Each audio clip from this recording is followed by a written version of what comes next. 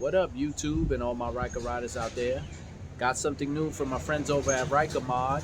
So let me show you what they sent me and let's get into this video.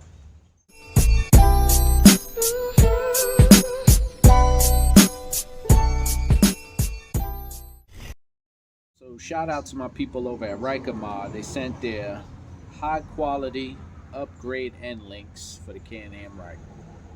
Now, if you guys already know what the end links do, the end links are for stabilization. So the Ryker comes with, and we're going to break that down, what type of end links they come with. So what it does is it gives some flexibility on the lean of the Ryker wheels and the planting on the ground. So the stiffer your end links are, the stiffer the ride, but you have more wheel planted to the ground. The softer the end links, the smoother the ride, but not as much wheel planted to the ground when you ride. So they sent me these upgraded ones. I'm not going to go into a whole video how to do end links. There's millions of videos out there. I'll show you how to do end links and install them. It's an easy thing, 1, 2, 3. But I am going to show you something cool about these end links and some differences in the ones that are out there. So follow me.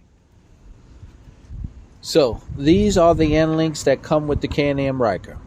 So they're made of like a nylon plastic type material. I don't know exactly what it's called.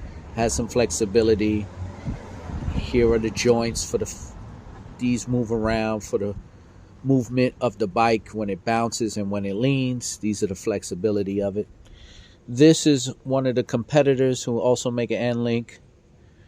Their end links do not come with with these washers built in. The Can-Am comes with these spacers built in.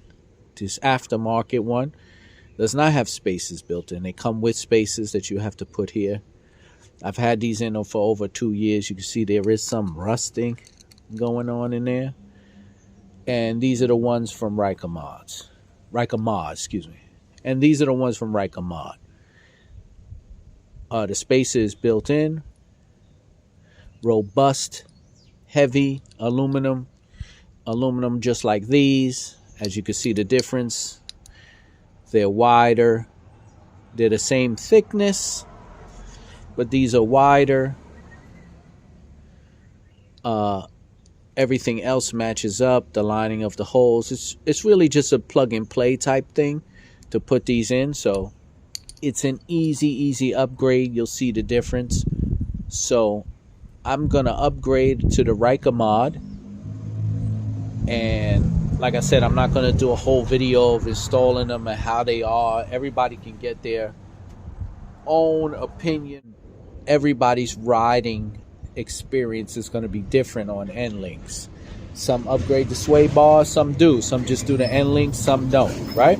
So what I'm just gonna show you is just the difference in sizes and what's out there on the market.